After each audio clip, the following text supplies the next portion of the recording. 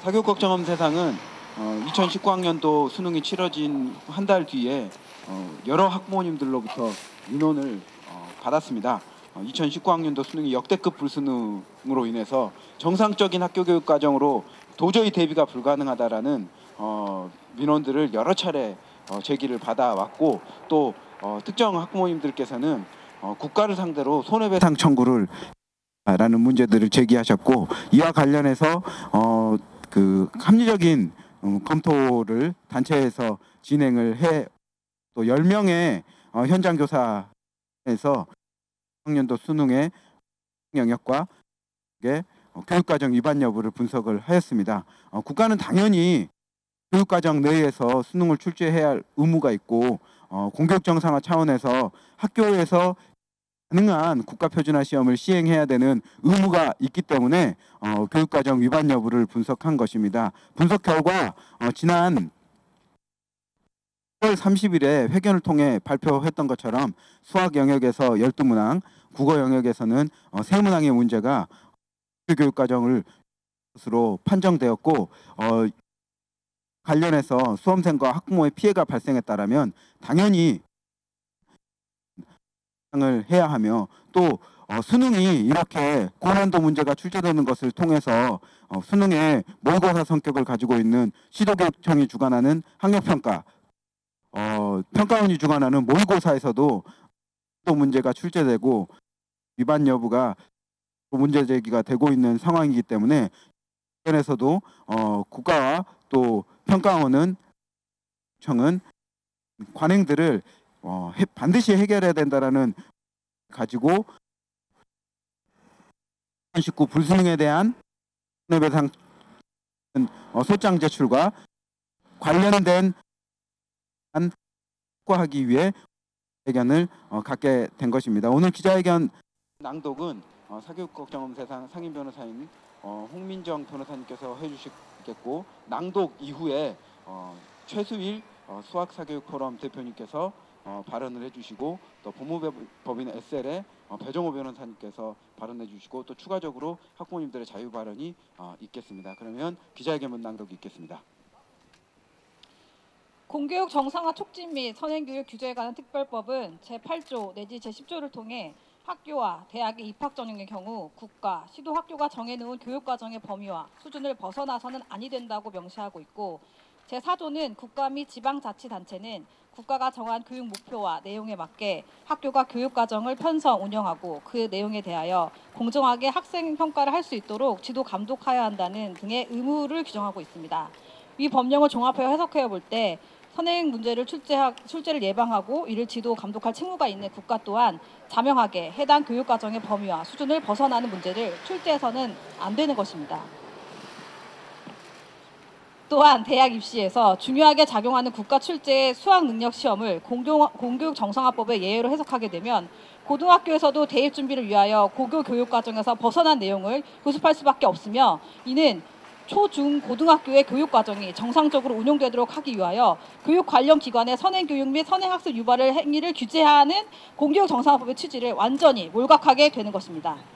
그럼에도 불구하고 대한민국 교육부와 한국교육과정평가원은 2019년 수학능력시험을 출제하는 데 있어서 공교육 정상화법을 위반하여 고교 교육과정을 넘어 출제한 행위는 공교육 정상화법을 위반한 위법이 있습니다. 한편 한국교육과정평가원 또한 수능의 목적이 고교 교육과정의 내용과 수준에 맞는 출제로 고교 교육 정상화에 기여하는 것이라고 밝히고 있습니다. 만약 수능이 고교 교육과정을 했다면 법의 핵심 목적을 훼손한 것이며, 평가원이 설정한 목적에 따르더라도 그 행위가 객관적인 정당성을 결여하였으므로 고교 교육과정을 벗어나 수능 출제는 위법합니다. 사교육걱정은 작년 12월 17일부터 올해 1월 25일까지 한 달여 기간 동안 2019 수능 중 수학 영역 60문항과 국어 영역 45문항을 한국교육과정평가원이 제시한 교육과정에 근거하여 분석하였습니다. 분석 작업에는 현직 교사 및 해당 교과의 교육과정 전문가 10명이 참여해 교육과정 준수 여부를 판정했으며, 과반 이상의 의견을 최종 결과로 채택했습니다. 분석 결과를 말씀드리면 수학 가형은 30문항 중 7개 문항, 수학 나형은 30개 문항 중 5개 문항, 국어 영역은 45문항 중 3개 문항이 고교 교육과정을 위반한 것으로 판정되었습니다. 사교육 걱정에 구성한 판정단뿐만 아니라 여러 전문가들 또한 2019 수능이 고교 교육과정을 벗어났다고 힘주어 말하고 있습니다. 수능을 출제한 한국교육과정평가원장은 난이도 조절의 실패를 자인하고 수험생과 학부모에게 혼란과 심려를 끼쳐 송구하다며 사과를 했습니다. 난이도 조절의 실패로 한국교육과정평가원장이 수험생과 학부모들에게 사과하는 초유의 사태가 발생한 것입니다. 이는 2019년 수능이 고교 교육과정을 위반하였음을 방증합니다. 원고를 신청한 피해 학부모는 소를 제기하기로 결심하면서 아래와 같은 글을 남겼습니다. 9월 모의고사 이후 제가 아들에게 카톡으로 공부의 방향성이 맞으니 자신감을 갖고 지금까지 해온 공부를 정리한다는 생각으로 남은 기간을 준비하자라는 응원의 글을 보낸 적도 있습니다. 이처럼 본인이 공부하는 방향성에 문제가 있다고 생각하지 못하고 수능을 치른 결과 국어에서 평소 다뤄보지 못했던 유형의 문제가 출제되어서 그동안 한 번도 받아보지 못했던 점수를 받았으며 결국 본인이 원하는 수의대 지원은 한 상태이나 합격할 확률은 적어 보입니다. 이제 와서 생각해보면 아빠로서 9월에 아들에게 보낸 카톡 응원의 글이 아들에게 오히려 독이 되었다는 생각이 듭니다. 평소 모의고사에서 접해보지도 않은 문제가 수능에서 나올 걸로 예상했다면 소위 명문학원 선생의 강제라도 수강하는 게 좋았을 것 같다는 후회가 물려옵니다. 근본 국어 문제는 수험생과 학부모를 상대로 국가의 사기극이었다고 생각합니다. 모의고사는 왜 보는 건지요? 수능에서 이런 유형의 문제가 나올 거면 모의고사에서도 이런 유형의 문제가 나와 공부의 방향성에 지침을 주었어야 한다고 생각합니다. 왜 강남의 명문학원으로 사람들이 그토록 열광하면서 모여드는지 이제서야 절실히 깨달았습니다. 학원을 보내지 않았던 선택에 부모로서 자괴감과 후회가 가득한 심경을 담은 글이었습니다. 아직까지 대입은 한국 사회에서 매우 중요한 의미를 가집니다. 대입에 몰두하는 사회구조의 문제는 차치하더라도 대학 진학은 학부모와 학생이 12년간의 노력의 결실이자 성패를 가름하는 기준이 되고 있습니다. 한 인생, 한 가족의 삶을 처참하게 파괴할 수도 있는 것이 대입과 수능이라고 해도 과언이 아닐 것입니다. 이렇게 중요한 대입, 그리고 그것을 좌우하는 것이 수능이라는 시험일진데 고교수 중에서 도저히 풀 수 없는 문제들을 출제하고 이로 인해 국가와 교육과정을 믿고 따라온 학생과 학부모에게 처참한 고통을 안겨주었습니다. 그리고 이에 대해 그 누구도 책임지고 있지 않은 것이 지금의 형국입니다. 이러한 수능 출제는 비단 수능 시험에서만 끝나는 것이 아닙니다. 최근 한 시도교육청 모의고사 출제 및 검토회의에서 30번 킬러 문항을 출제자를 제외한 모든 수학교사가 풀지 못해 출제자의 설명을 듣고서야 그제서야 겨우 이해했다고 합니다. 뿐만 아닙니다. 인터넷 포털 사이트에 불수능이라는 키워드를 치면 학원가의 광고가 몇 페이지를 가득 채웁니다. 실제로 독해 난이도가 높은 수능 문제를 풀기 위해 개설된 수능 국어 영역 대비 강좌에서는 법학적성시험, 의학교육입문점사, 약학대학 입문자격시험, 5급 행정고시 기출문제를 변형한 수능심화 대비 교재를 사서 풀거나 사교기관의 관련 강의를 수강하는 실정입니다. 공교육 정상화를 도모해야 할 교육당국이 사교육을 필수화하고 교육 불평등을 야기하고 있습니다. 교육과정을 넘어선 수능 출제는 현재 고등학생들에게 이미 학교 교육과정만으로는 수능을 대비할 수 없다는 신호를 준 것이며 학부모들은 사교육을 강요받을 수밖에 없는 상황이 된 것입니다. 경제적 불평등이 교육의 불평등을 가속화시키는 위법한 수능 출제는 교육만큼은 기회 평등을 보장하는 헌법 정신에서도 크게 위배됩니다. 2019 수능에서 공교육 정상화 촉진 및 선행교육 규제에 관한 특별법에서 금지하는 고교 교육과정을 벗어나 학교 대비가 불가능한 문제가 출제되었습니다. 교육과정에 충실한 학생들이 충분히 풀 수 있는 문제를 출제하겠다는 국가를 믿었던 학부모 및 그 자녀들은 국가로부터 받은 극심한 배신감을 느끼고 있고 입시 실패, 열패감 등의 극심한 고통에 시달리게 되었습니다. 이러한 고통이 더 이상 묵과하기 어려운 상태에 이른 바 원고들은 본건 국가배상 청구 소송을 제기하기에 이르는 것입니다. 교육과정을 벗어나 수능 출제는 위법하며 국가는 이로 인해 발생된 손해를 배상함으로써 그 잘못에 책임을 져야 할 것입니다. 소송을 제기한 많은 원고들은 이번 소송의 목적이 자신의 피해를 배상받는 것에 있다고 하지 않았습니다. 자신의 아이나 가정은 어쩔 수 없다고 하더라도 자신과 같은 피해를 보는 일이 다시는 발생하지 말아야 한다는 생각에 소송을 제기한다고 했습니다. 교육당국은 이들의 절절한 목소리를 무시해서는 안 될 것입니다. 교육당국은 국가와 학교의 교육과정을 신뢰한 이들을 배반해서는 안 될 것입니다. 학교 교육으로 대비 가능하여 공교육을 정상화시킬 수 있는 학교 교육과정을 충실히 따라온 학생들이 눈물 흘리지 않을 수능 출제가 이루어질 것을 강력히 촉구합니다. 다음으로는 사교육걱정세상 수학사교육포럼 최수일 대표님의 발언이 있겠습니다.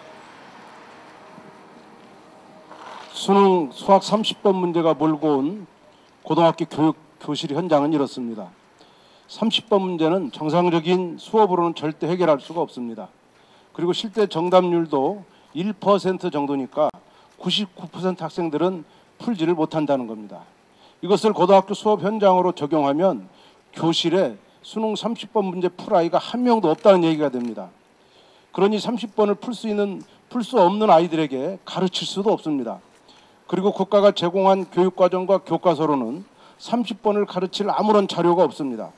이런 아이들은 당연히 30번 전문학원에 가서 사교육을 받을 수밖에 없습니다. 고3 교실은 신문에서 많이 봤듯이 문과든 이과든 수업을 듣는 아이들이 극소수에 불과합니다. 모두 자고 있다는 거죠. 그런데 이런 영향이 고등학교 교실만 그렇다면 또 얘기가 다릅니다. 이런 영향은 중학교 내신 시험에까지 영향을 미치기 시작했습니다.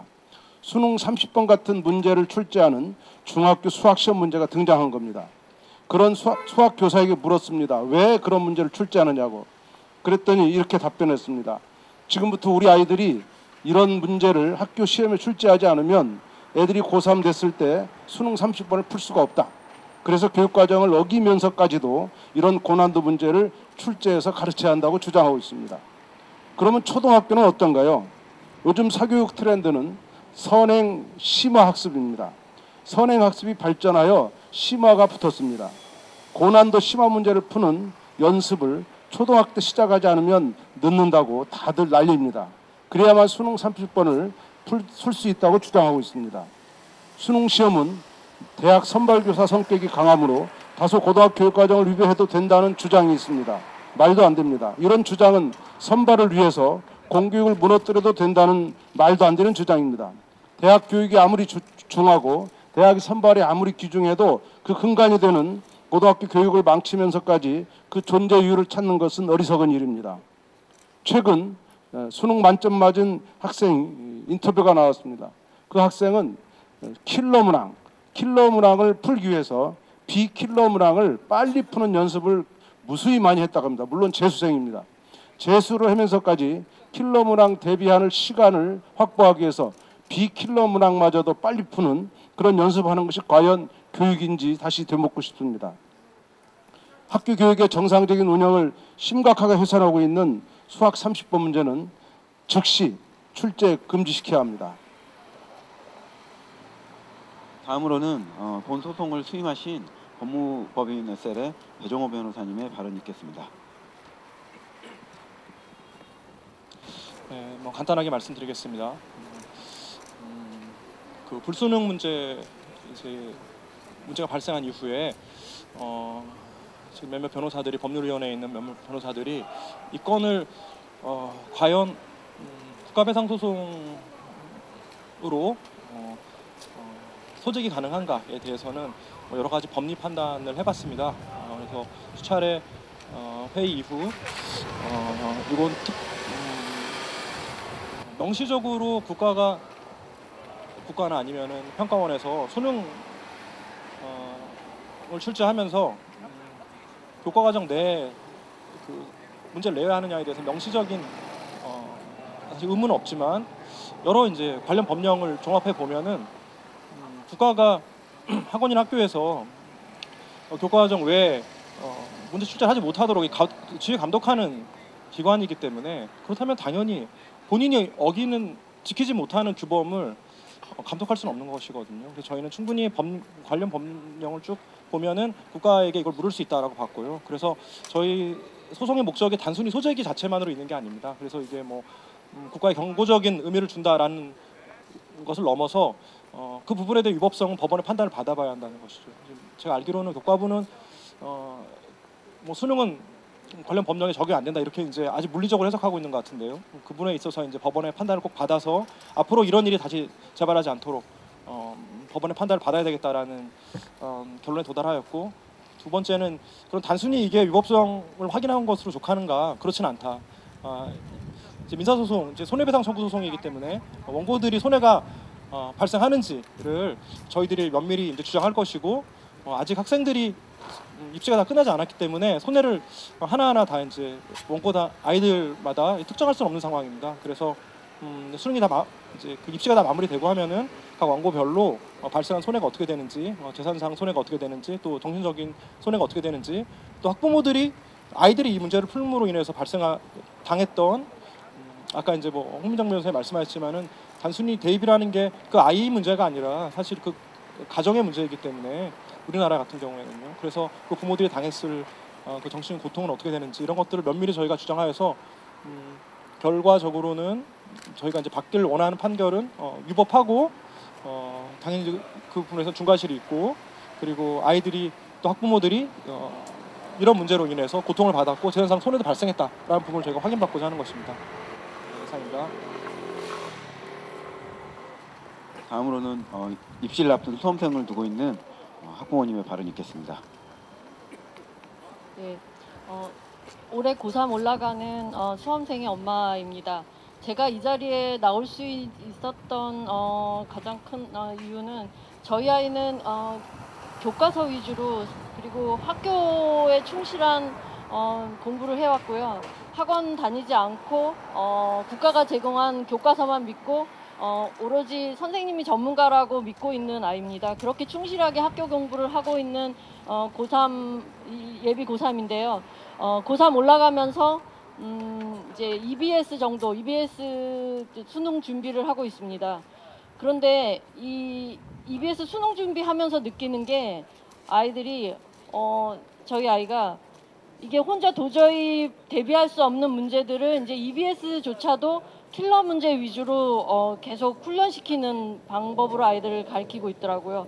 근데 얘가 이제 물어보려고 하고 이제 궁금한 것들을 찾아보는 거는 학교 선생님이다 보니까 선생님에게 찾아가서 늘 묻고 질문하는데 참 좀 어이없게도 선생님들조차도 그 킬러 문항이라고 하는 기출 문제에서 킬러 문항이라고 하는 그런 문제들을 사실은 제대로 풀어내기 어렵다고 실토하십니다.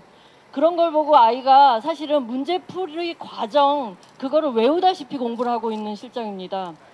그러니 작년에 나왔던 그 수능 문제는 그것보다도 더 좀 처참한 문제였던 것 같습니다.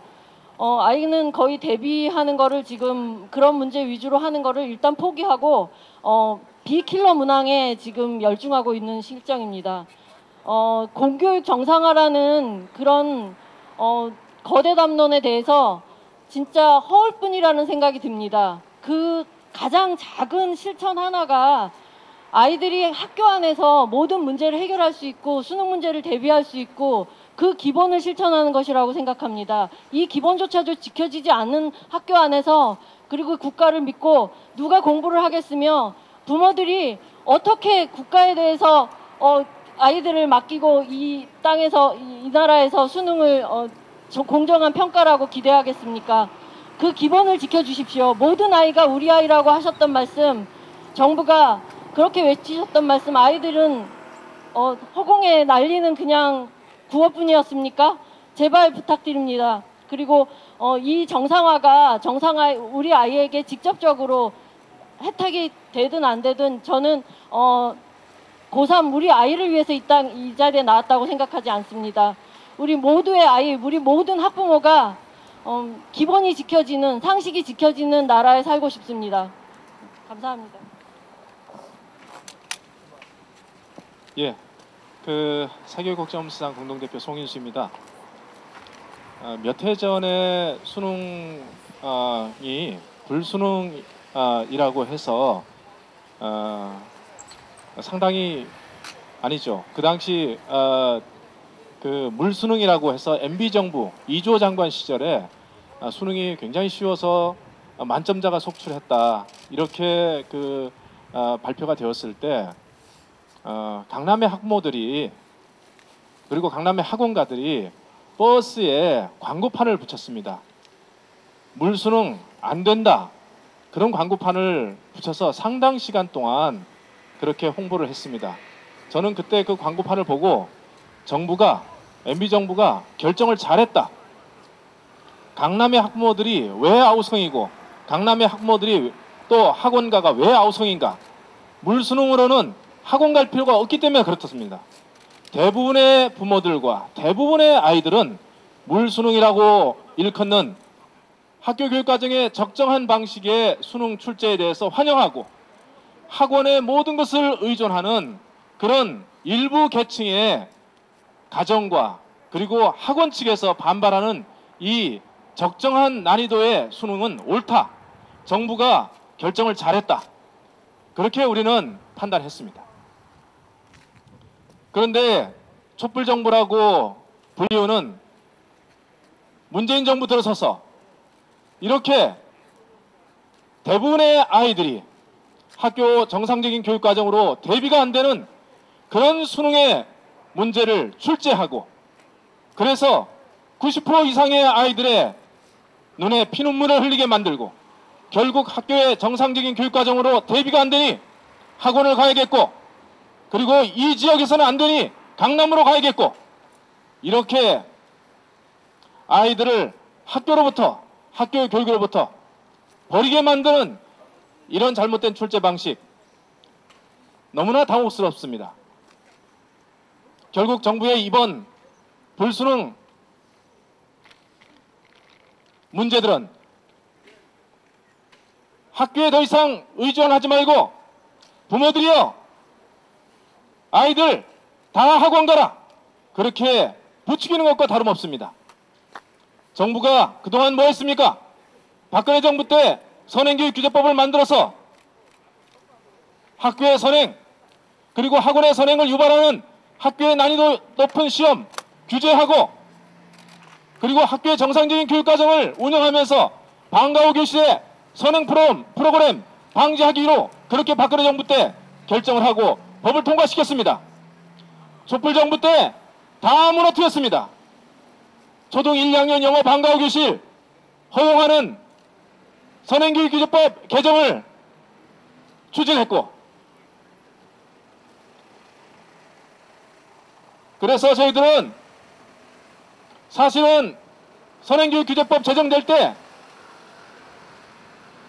국가가 실온의 표준화 시험을 선행교육규제법 속에 포함시켜야 된다고 우리는 주장했습니다. 그런데 그때 정부 측과 그리고 국회에서 하는 말이 국가가 나서서 학교의 정상적인 교육과정을 지키려고 하고 학원의 선행상품 홍보를 막고 있는 판에 그런 법을 만들려고 하는데, 당연히 국가가 출제하는 수능도 선행교육규제법의 정신 속에 포함되는 것이니 규제의 대상이 되는 것이니 안심하라고 이야기했습니다. 그래서 우리 안심했습니다. 그 법이 지금 수능 불수능의 문제 해결하고 있습니까? 아이들을 정상적인 교육과정에서 가르쳐도 되는 공교육 정상화 지켜내고 있습니까? 무엇을 위한, 누구를 위한 정부인지, 촛불의 민심을 등에 업고 탄생한 이 정부가 이렇게도 되는 것인지 묻고 싶습니다. 우리는 법원에 이 문제를 다루도록 정중하게 요청할 뿐만 아니고 정부가 다음 시험 문제 출제할 때도 준엄하게 이 상황을 유념하고 학교 교육과정 교육과정 속에서 출제할 수 있도록, 이 수능이 출제될 수 있도록 우리는 계속 감시하며 정부에 촉구하며 모든 취할 조치를 다 취할 것입니다. 네, 다음으로는 구호를 외치고 또 법원에 소장을 제출하는 퍼포먼스를 이어서 하도록 하겠습니다. 제가 그 구호를 외치면 마지막 사음절을 따라해 주시면 감사하겠습니다. 국가는 2019 불수능 수험생 학부모 피해를 반드시 보상하라! 보상하라! 보상하라! 다시 한번 외치도록 하겠습니다. 국가는 2019 불수능의 수험생 학부모 피해를 반드시 배상하라! 배상하라! 배상하라! 배상하라! 다시 한번 외치도록 하겠습니다. 정부는 교육과정 위반한 수능 문항 출제를 즉시 중단하라! 중단하라! 중단하라! 중단하라! 정부는 교육과정 위반하는 수능 문제 출제를 즉시 중단하라! 중단하라! 중단하라! 중단하라!